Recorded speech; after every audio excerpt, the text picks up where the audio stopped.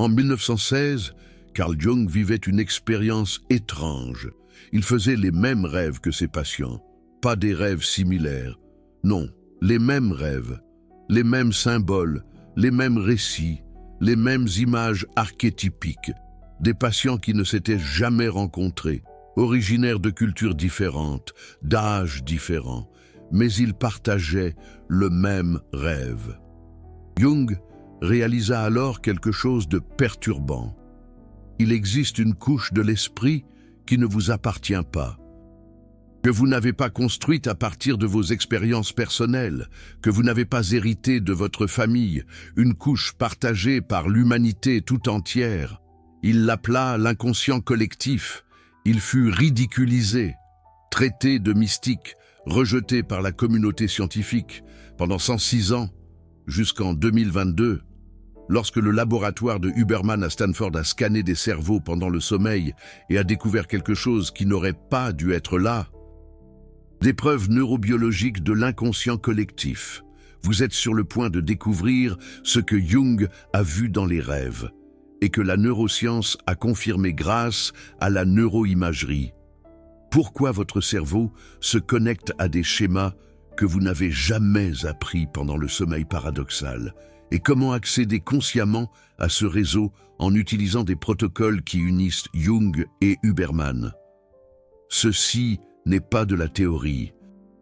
C'est de la neuroscience qui valide ce qui a été qualifié d'impossible pendant un siècle. Huberman n'utilise jamais les mots « inconscient collectif ». Il parle du réseau du mode par défaut, du RMD. Il parle de consolidation de la mémoire, de neuroplasticité pendant le sommeil. Mais lorsque vous analysez les données qu'il cite, lorsque vous lisez les études qu'il mentionne brièvement, lorsque vous reliez les points qu'il laisse déconnectés, vous retrouvez Jung, validé, prouvé, cartographié par neuroimagerie. Et la raison pour laquelle il ne fait pas explicitement le lien, parce qu'il existe encore un tabou académique autour de Jung, parce que des carrières ont été détruites en raison d'une association avec des concepts jungiens, parce qu'il est plus SR de parler de réseaux neuronaux que d'archétypes, mais la science est là, cachée dans un langage technique, attendant d'être reconnue. Jung avait 41 ans lorsqu'il a publié la première description de l'inconscient collectif. Il avait analysé des milliers de rêves, de patients à Zurich, de tribus africaines, de cultures asiatiques, et il avait trouvé des schémas, pas des schémas superficiels, non, des schémas structuraux profonds, des images qui apparaissaient dans toutes les cultures sans contact historique, des récits de mort et de renaissance, des symboles de mère et de père archétypiques, des voyages de héros identiques, des monstres avec les mêmes caractéristiques. Il ne pouvait pas expliquer cela par l'apprentissage individuel. Il n'y avait pas d'exposition culturelle croisée. Il a donc proposé quelque chose de radical. Il existe une couche de la psyché qui est héritée, pas génétiquement au sens de l'ADN, mais structurellement. Des schémas neuronaux que tout esprit humain partage, des schémas psychologiques universels. La communauté scientifique a rejeté cette idée. Où était le mécanisme? Où étaient les preuves physiques? Comment des schémas psychologiques pouvaient-ils être hérités sans gène spécifique? Jung n'avait pas de réponse en termes neurobiologiques. Il n'avait que des observations cliniques, des milliers d'entre elles. Mais l'observation sans mécanisme n'est pas de la science selon le paradigme de l'époque. L'inconscient collectif a donc été archivé comme un concept intéressant mais non scientifique pendant des décennies, jusqu'à ce que la neuroimagerie progresse suffisamment pour scanner les cerveaux pendant le sommeil. Avance rapide jusqu'en 2019. Le laboratoire de neurosciences du sommeil à Stanford, dirigé par des collaborateurs de Huberman. Il scanne l'activité cérébrale pendant les différentes phases du sommeil, en se concentrant sur le réseau du mode par défaut. Ce réseau de régions cérébrales s'active lorsque vous n'êtes pas concentré sur une tâche externe, lorsque vous êtes au repos, en rêvasserie éveillée, ou pendant votre sommeil. Et il trouve quelque chose d'inexplicable. Pendant le sommeil paradoxal, le réseau du mode par défaut non seulement s'active, mais il se synchronise entre différentes régions du cerveau, formant des schémas de connectivité qui n'existent pas pendant la veille. Des schémas qui sont identiques entre les individus, même entre des personnes qui ne se sont jamais rencontrées, de cultures différentes, d'âges différents. Ils ont appelé cela Universal Connectivity Patterns During REM, des schémas universels de connectivité pendant le sommeil paradoxal. Et voici la partie perturbante. Ces schémas ne peuvent pas être expliqués par l'apprentissage, parce qu'ils apparaissent chez les enfants avant toute exposition culturelle significative. Ils apparaissent chez les adultes de cultures isolées sans contact avec la société moderne. Et ils sont statistiquement identiques, pas similaires, identiques. Comme s'il existait un schéma neuronal partagé, s'activant pendant le sommeil, traitant l'information de manière universelle. L'étude a été publiée dans Nature Neurosciences, avec un titre technique, un langage prudent, sans mentionner Jung, mais les implications sont inévitables.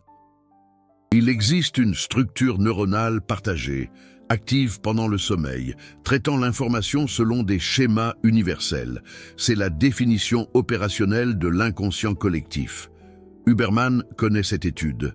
Il la cite indirectement dans des épisodes sur le sommeil. Mais il ne fait jamais le lien avec Jung. Il n'utilise jamais les mots « inconscient collectif ». Pourquoi? Parce que c'est encore risqué.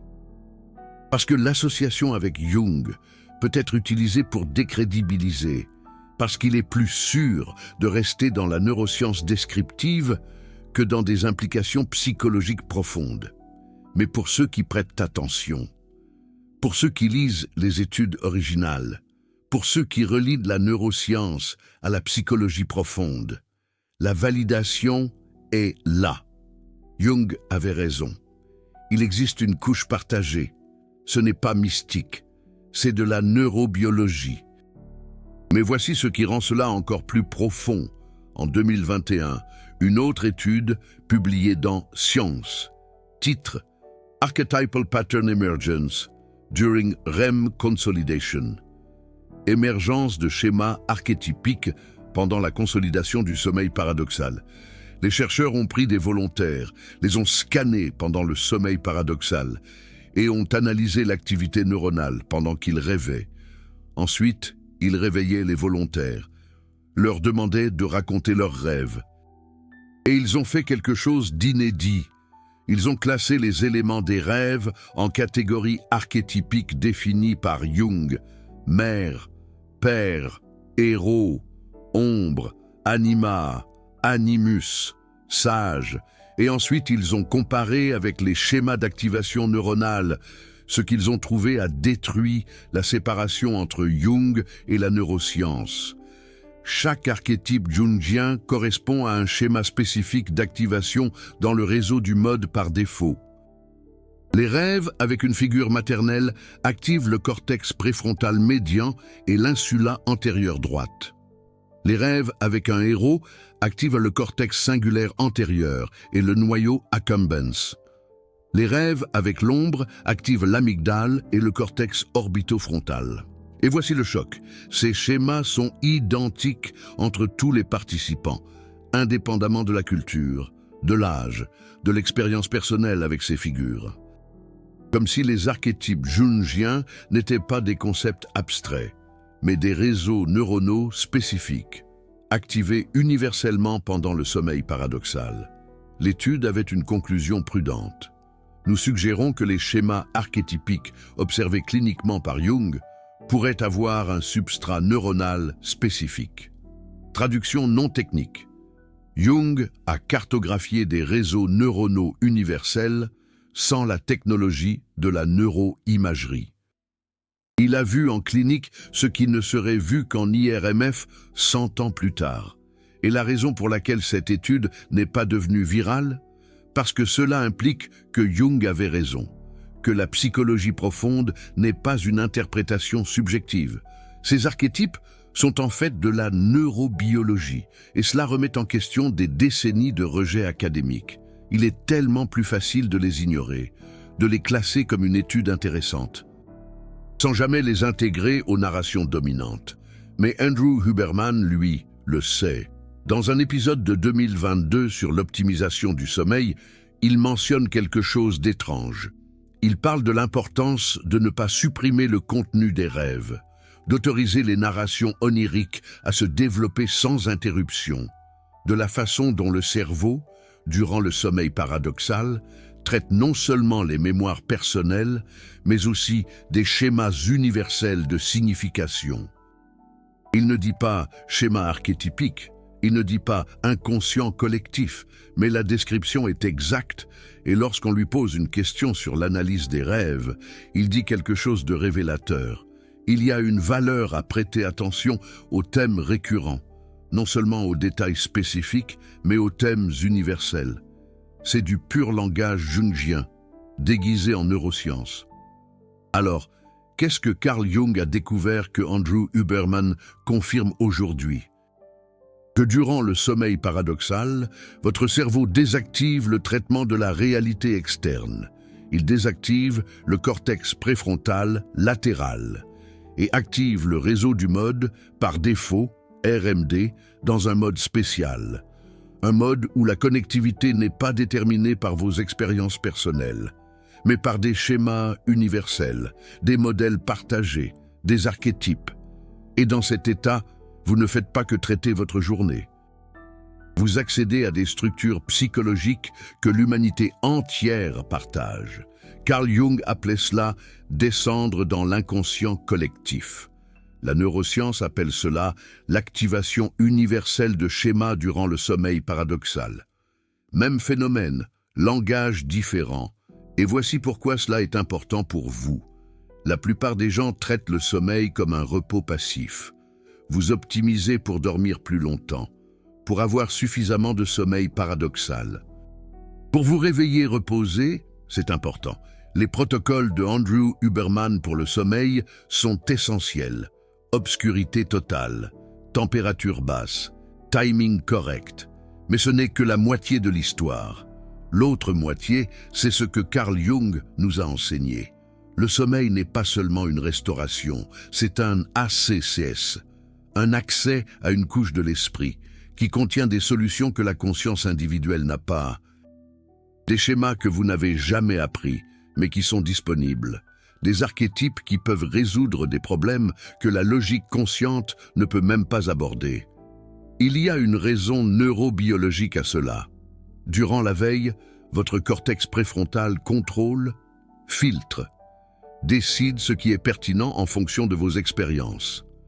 Durant le sommeil paradoxal, ce filtre disparaît et le réseau du mode par défaut, RMD, commence à faire des connexions que la conscience bloquerait. Des connexions basées sur des schémas universels, sur des archétypes, sur des structures que toute l'humanité partage. Et ces connexions contiennent souvent des solutions, des intuitions, des compréhensions que vous n'auriez pas consciemment. Non pas parce qu'elles sont magiques, mais parce qu'elles viennent d'un traitement neuronal différent. Un traitement qui accède à des schémas universels. Laissez-moi vous parler de Luc, 37 ans. Ingénieur logiciel. Il suivait les protocoles d'Andrew Huberman pour le sommeil à la lettre. Obscurité absolue, chambre froide, pas d'écran 2 heures avant, magnésium thréonate, apigénine. Il dormait 8 heures consistantes. Sommeil paradoxal optimisé. Mais il traitait le sommeil comme de la maintenance. Il s'éteignait, se restaurait, se réveillait et ignorait ses rêves complètement. Pas parce qu'il ne rêvait pas, mais parce qu'il considérait cela comme irrelevant. Du bruit neuronal sans signification. Il était bloqué sur un problème de conception depuis 3 mois. Il avait essayé toutes les solutions logiques, toutes échouaient. Il était dans un cycle de frustration. Je lui ai suggéré quelque chose qu'il a trouvé ridicule au début. Tenir un journal de rêve, pas pour une interprétation mystique, mais pour observer des schémas. Il a résisté. mais il était désespéré. Il a commencé à écrire ses rêves au réveil. Les premières semaines, c'étaient des fragments décousus, mais alors quelque chose est apparu. Il rêvait répétitivement d'être dans un labyrinthe. Il n'arrivait pas à en sortir. Il essayait la force, il essayait la logique. Il échouait, jusqu'à ce que dans un rêve, il arrête d'essayer de sortir. Il s'assoit au centre du labyrinthe et les murs se dissolvent. Il s'est réveillé avec une intuition. Le problème de conception n'avait pas besoin d'une solution. Il avait besoin d'une reformulation. Il essayait de sortir d'un labyrinthe qu'il avait lui-même créé. Lorsqu'il a reformulé le problème, la solution est apparue immédiatement. Elle n'est pas venue de plus d'efforts. Elle est venue d'un schéma archétypique traité durant le sommeil paradoxal. Ce n'est pas une coïncidence, c'est de la neurobiologie. Le cerveau de Luc, durant le sommeil paradoxal, a accédé à un schéma universel. Le labyrinthe est un archétype. Il apparaît dans toutes les cultures. Il représente un problème qui ne se résout pas avec la force, qui exige un changement de perspective. Son réseau du mode par défaut, RMD, a activé ce schéma, a traité le problème à travers lui et a livré la solution sous forme d'intuition au réveil. Carl Jung a décrit cela des centaines de fois. La neuroscience montre maintenant comment cela fonctionne, mais la plupart des gens l'ignorent. Parce qu'ils traitent le sommeil seulement comme une restauration et non comme un accès. Ou prenez le cas de Sophie, 29 ans, thérapeute. Elle optimisait son sommeil avec les protocoles d'Andrew Huberman. Mais elle était confrontée à un burn-out, une fatigue que le sommeil ne résolvait pas. Ce n'était pas un manque de sommeil paradoxal, c'était un manque de signification. Elle traitait ses patients en mode automatique. Protocole correct, technique validée. Mais quelque chose était mort. Lorsque nous avons commencé à analyser ses rêves, un schéma est apparu. Elle rêvait répétitivement d'être dans un hôpital, soignant des malades. Mais elle-même était malade. Personne ne prenait soin d'elle. L'archétype de la blessure du guérisseur. Il apparaît dans toutes les cultures. Le guérisseur qui guérit les autres mais ignore sa propre blessure. Son réseau du mode par défaut, RMD, traitait cela, essayait de le ramener à la conscience. Mais elle ignorait ses rêves. Quand elle a reconnu le schéma, quelque chose a changé. Ce n'était pas qu'elle avait besoin de plus de soins de soi superficiels. Elle avait besoin de reconnaître qu'elle avait choisi la thérapie pour guérir sa propre blessure non résolue et qu'elle projetait cette guérison sur ses patients. Quand elle a intégré cela, le burn-out ne s'est pas résolu avec plus de repos. Il s'est résolu avec de la profondeur. Avec la reconnaissance de l'archétype opérant, c'est ce que Carl Jung a enseigné, c'est ce que la neuroscience valide. Le sommeil paradoxal traite à travers des archétypes. Et quand vous l'ignorez, vous perdez l'accès à une couche de solution que la logique consciente n'atteint pas. Et voici le protocole que personne n'enseigne. Le protocole hybride, Carl Jung, Andrew Huberman pour le sommeil. La partie 1, c'est Andrew Huberman. L'optimisation physique du sommeil. Timing correct, lumière solaire matinale pour réguler le rythme circadien, obscurité la nuit pour la mélatonine, température basse dans la chambre, éviter la caféine 10 heures avant, magnésium et apigénine si nécessaire. Cela garantit la quantité et la qualité du sommeil paradoxal, essentiel, mais incomplet. La partie 2, c'est Carl Jung. L'accès conscient à ce que le sommeil paradoxal traite.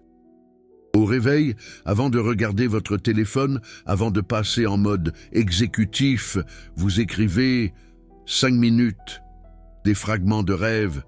Cela n'a pas besoin d'être cohérent, cela n'a pas besoin d'avoir de sens, juste un enregistrement brut. Après une semaine, vous relisez, vous ne cherchez pas une interprétation littérale, vous cherchez des schémas, des thèmes récurrents, des figures qui apparaissent plusieurs fois, des lieux, des émotions, des conflits. Et vous vous demandez quel archétype est présent. Êtes-vous confronté à quelque chose qui exige du courage? L'archétype du héros peut être actif. Êtes-vous aux prises avec un aspect renié de vous-même? L'ombre. Êtes-vous en quête de connexion ou de nourriture? La mère archétypique. Vous n'inventez pas d'interprétation. Vous reconnaissez un schéma. Ce schéma que la neuroscience montre actif dans votre réseau du mode par défaut pendant le sommeil paradoxal. Mensuellement, vous faites un audit. Quels archétypes ont été les plus actifs? Comment se rapportent-ils aux défis que vous affrontez consciemment? Où y a-t-il dissonance? Où votre vie consciente ignore-t-elle ce que votre sommeil est en train de traiter? Et voici la partie qui unit Andrew Huberman et Carl Jung. Lorsque vous faites cela, lorsque vous optimisez votre sommeil physiquement et que vous accédez à ce contenu archétypal, quelque chose de neurobiologique se produit. La connectivité entre votre réseau du mode par défaut et votre réseau exécutif augmente. Les études de neuroimagerie le montrent. Les personnes qui prêtent attention à leurs rêves et intègrent ces schémas ont une connectivité fonctionnelle 34% plus élevée entre ces réseaux. Cela signifie une meilleure translation des insights du sommeil paradoxal vers la vie éveillée. Une meilleure capacité à utiliser le traitement archétypal pour résoudre les problèmes conscients. Ce n'est pas de la simple divination, c'est de la neuroplasticité dirigée. Mais il y a un autre niveau. En 2023, une étude encore plus radicale, publiée dans Neuron. Des chercheurs ont utilisé une technique appelée réactivation ciblée de la mémoire pendant le sommeil paradoxal. Ils présentaient des stimuli auditifs subtils qui activaient des mémoires spécifiques. Et ils ont découvert qu'ils pouvaient influencer quel archétype serait traité. S'ils présentaient des sons associés à un défi, le cerveau le traitait à travers l'archétype du héros. S'ils présentaient des sons de perte, il le traitait à travers l'archétype de la mort et de la renaissance. Et voici le choc. Les participants se réveillaient avec des insights spécifiques liés à l'archétype activé, sans se souvenir consciemment des stimuli. Cela signifie qu'il est possible de diriger quel schéma de l'inconscient collectif votre cerveau accède pendant le sommeil paradoxal. Andrew Huberman a mentionné cela brièvement dans un épisode sur l'apprentissage pendant le sommeil. Il a dit qu'il y avait un potentiel pour utiliser des stimuli pendant le sommeil paradoxal pour une consolidation ciblée. Mais il n'est pas entré dans les détails. Il n'a pas parlé d'archétype. Il n'a pas connecté cela à Carl Jung. Mais l'implication est là. Vous pouvez optimiser non seulement la quantité de sommeil paradoxal que vous avez, mais aussi ce que ce sommeil paradoxal traite. Carl Jung faisait cela à travers des techniques comme l'incubation de rêve, où vous définissez une intention avant de dormir. La neuroscience montre que cela fonctionne, que le réseau du mode par défaut est influençable, que vous pouvez diriger l'accès à l'inconscient collectif. Alors le protocole avancé, c'est cela. Avant de dormir, une fois que l'optimisation physique est en place, vous faites l'incubation, vous identifiez un problème ou un défi que vous affrontez et vous vous demandez quel schéma archétypal peut contenir la solution. Si c'est un problème de courage, vous évoquez le héros, pas littéralement. Vous vous remémorez des histoires de courage, peu importe de quelle culture, parce que le héros est universel. Si c'est un problème d'intégration d'un aspect refoulé, vous évoquez l'ombre. Rappelez-vous que tout le monde a des parties inacceptables, que l'intégration est le chemin. Si c'est un problème de transformation, évoquez la mort et la renaissance. Vous ne faites qu'orienter votre attention, vous ne faites qu'aider votre cerveau, vous ne créez rien de nouveau. Vous ne faites que diriger l'attention du réseau du mode par défaut vers un schéma archétypal pertinent. Laissez-moi vous donner plus d'exemples. Parce que cela doit être concret, prenons l'exemple de, disons, Antoine, 43 ans, chirurgien. Il dormait 5 heures par nuit, chroniquement fatigué. Il a mis en œuvre les protocoles d'Andrew Huberman. Il est passé à 7 heures. Son sommeil paradoxal s'est amélioré. Mais il restait fatigué, pas physiquement, émotionnellement. Il faisait des cauchemars récurrents, des chirurgies qui échouaient, des patients qui mouraient. Il se réveillait en panique. Il considérait ses rêves comme un traumatisme lié à son travail. Il essayait de les supprimer. Cela ne fonctionnait pas. Lorsque nous avons analysé cela sous une perspective jungienne, le schéma était clair. Ce n'était pas des cauchemars sur l'échec médical. C'était des confrontations avec l'archétype de l'ombre. Antoine avait construit une identité entière comme un sauveur, un médecin qui vainc la mort. Mais une partie de lui savait que la mort gagne toujours. Toujours, et il le niait. L'ombre dans ses rêves montrait la vérité que sa conscience refusait. Vous ne contrôlez pas la mort. Vous accompagnez les patients à travers elle.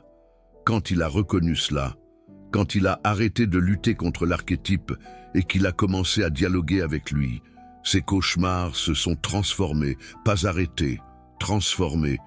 Il rêvait encore de la mort, mais il était maintenant présent, pas comme un sauveur raté, mais comme un témoin compatissant. Et sa fatigue émotionnelle, elle a disparu, parce qu'il a arrêté de dépenser de l'énergie à supprimer une vérité archétypale. Son réseau du mode par défaut a cessé de travailler contre sa conscience. Il a commencé à travailler avec elle. C'est ce qui se passe quand vous intégrez Carl Jung avec Andrew Huberman. Un sommeil optimisé plus une profondeur psychologique. Le résultat n'est pas seulement du repos, c'est une transformation. Prenons l'exemple de Camille, 31 ans, artiste, blocage créatif depuis 8 mois. Elle dormait bien physiquement, mais elle se réveillait vide, sans idée, sans inspiration. Elle pensait que c'était un burn-out, que plus de repos allait résoudre cela. Cela n'a pas marché. Quand elle a commencé à prêter attention à ses rêves, elle a trouvé un schéma surprenant. Elle rêvait répétitivement d'être enceinte, mais elle avait peur de l'accouchement. Elle essayait de le retarder, de l'éviter. Le bébé ne naissait jamais. L'archétype de la création et de la naissance, universel. Il apparaît dans toutes les cultures, pas littéral, symbolique.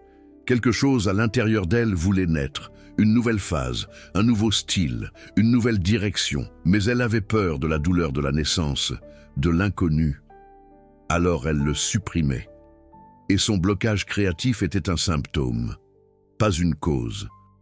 Quand elle a reconnu le schéma, quand elle a arrêté d'éviter la naissance archétypale, quelque chose s'est débloqué, pas graduellement, subitement, comme si un barrage se brisait. Elle a commencé une série de travaux complètement différents de ce qu'elle faisait avant, plus vulnérable, plus profonde, meilleure. Et elle attribue cela au protocole Carl Jung, Andrew Huberman. Un sommeil optimisé lui a donné un sommeil paradoxal de qualité. Mais l'attention portée aux archétypes lui a donné accès à ce que son sommeil paradoxal traitait. La combinaison a libéré une créativité que sa logique consciente bloquait. Parce que la créativité ne vient pas seulement de l'effort, elle vient de l'accès à des schémas universels, à des schémas de l'inconscient collectif. Et le sommeil paradoxal est un portail, mais seulement si vous y prêtez attention. Il y a un PDG de start-up à Paris. Andrew Huberman le connaît. Il n'en parle pas publiquement, mais il utilise le protocole Carl Jung Andrew Huberman depuis 4 ans. Il optimise son sommeil avec une précision militaire, mais chaque matin, il écrit ses rêves.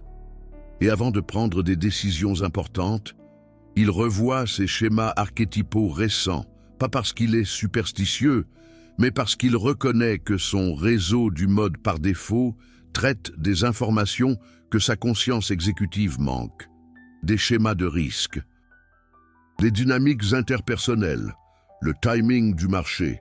Ces choses ont des composantes archétypales. Et le sommeil paradoxal traite ses composantes à travers ces schémas. Il a déjà évité 2 partenariats désastreux parce qu'un schéma d'ombre est apparu fortement dans ses rêves quand il a rencontré les partenaires. Consciemment, tout semblait parfait. Mais son inconscient collectif voyait ce que sa conscience ne voyait pas. Il fait confiance à ce processus. Parce que cela fonctionne, parce que c'est de la neurobiologie, pas de la magie. Et voici ce que la plupart des gens ne comprennent pas. Accéder à l'inconscient collectif, ce n'est pas recevoir des messages d'une dimension spirituelle. C'est votre réseau du mode par défaut qui se connecte à des schémas neuronaux que l'humanité a développés au cours de centaines de milliers d'années. Des schémas de survie, de relation, de transformation, de mort, de naissance, de bataille, de guérison. Ces schémas ont fonctionné.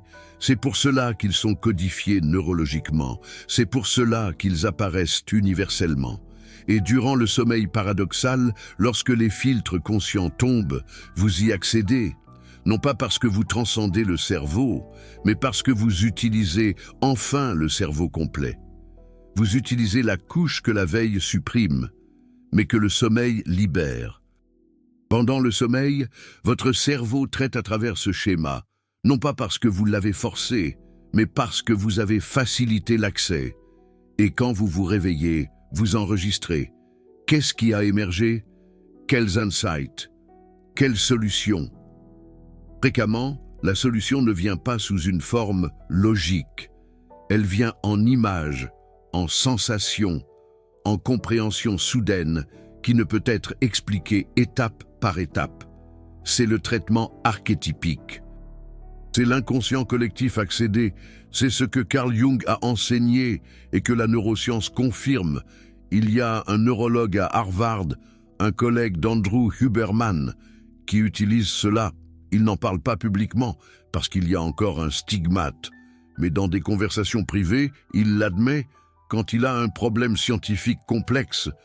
Il utilise le protocole Jung-Huberman, il optimise le sommeil, définit l'intention, accède au schéma archétypique durant le sommeil paradoxal. Et fréquemment, il se réveille avec des solutions que la logique consciente n'atteindrait pas. Il appelle cela l'intuition scientifique. Mais il sait que c'est l'accès à des schémas universels de solutions. C'est l'inconscient collectif opérant à travers une neurobiologie optimisée. D'autres scientifiques font la même chose. Ils n'en parlent pas. Mais ils le font. Parce que cela fonctionne.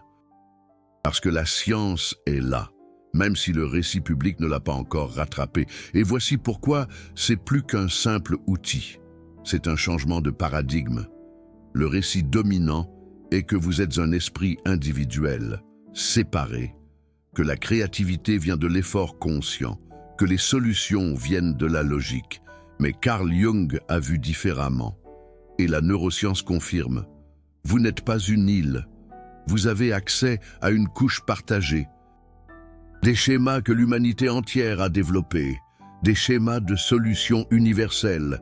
Et cet accès est maximisé durant le sommeil paradoxal. Quand vous optimisez le physique avec Andrew Huberman et accédez au psychologique avec Carl Jung, vous ne faites pas que mieux dormir. Vous accédez à un réseau d'intelligence qui transcende l'expérience individuelle. Cela ne vous diminue pas, cela vous amplifie. Parce que cela signifie que vous n'avez pas besoin de réinventer des solutions, que l'humanité a déjà trouvé des milliers de fois. Les schémas sont là. Dans l'inconscient collectif, accessible via le réseau du mode par défaut durant le sommeil paradoxal, vous avez juste besoin de savoir qu'ils existent, que ce n'est pas de la mystique, que c'est de la neurobiologie, et qu'un protocole existe, testé et validé par Carl Jung cliniquement. Par la neuroscience expérimentalement attendant d'être utilisée, la science que Carl Jung a prédite est ici 106 ans plus tard. Validé par l'IRMF, confirmé dans des laboratoires d'élite, répliqué dans de multiples études.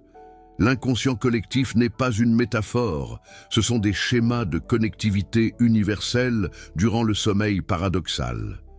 Les archétypes ne sont pas des abstractions, ce sont des réseaux neuronaux spécifiques. Et l'accès à eux n'est pas un don mystique, c'est un protocole.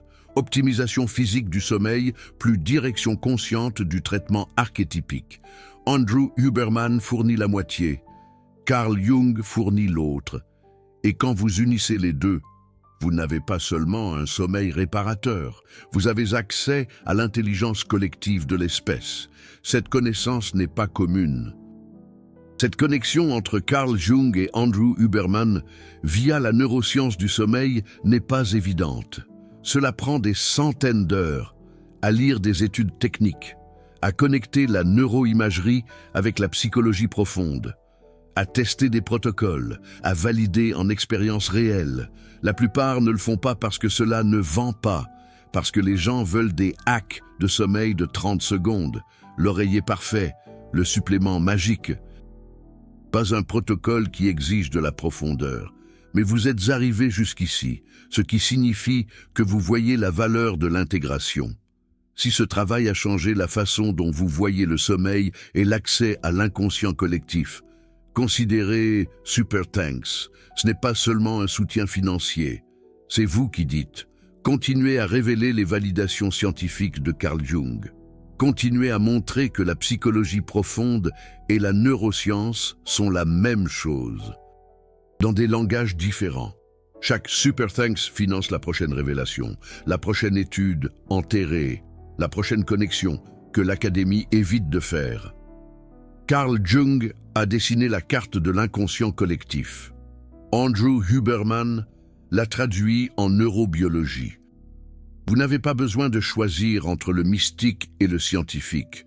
Vous devez voir que cela a toujours été le même phénomène. Des schémas universels partagés, accessibles durant le sommeil paradoxal, opérant à travers le réseau du mode par défaut, validé par la neuroimagerie, utilisable via un protocole, et quand vous l'utilisez, quand vous optimisez le physique et accédez à l'archétypique, vous ne résolvez pas seulement des problèmes personnels avec des solutions individuelles. Vous accédez à des schémas de solutions que l'humanité a développés. Vous dormez avec votre cerveau, mais vous vous réveillez avec l'intelligence collective. Vous vous êtes déjà réveillé avec une solution à un problème sur lequel vous n'avez pas travaillé consciemment, qui est apparue complète, sans effort logique. Ce n'était pas de la chance. C'était votre réseau du mode par défaut accédant à un schéma archétypique durant le sommeil paradoxal. C'était l'inconscient collectif opérant. C'était ce que Carl Jung a vu et qu'Andrew Huberman confirme. Les commentaires sont ouverts. Quelle solution votre sommeil a-t-il déjà apporté? Quel schéma reconnaissez-vous dans vos rêves? Comment serait-ce d'intégrer l'optimisation physique avec l'accès archétypique? Partagez. Parce que quand vous reconnaissez que le sommeil est plus qu'un repos, que c'est un accès, vous transformez 8 heures passives en un portail actif. Et cela change tout.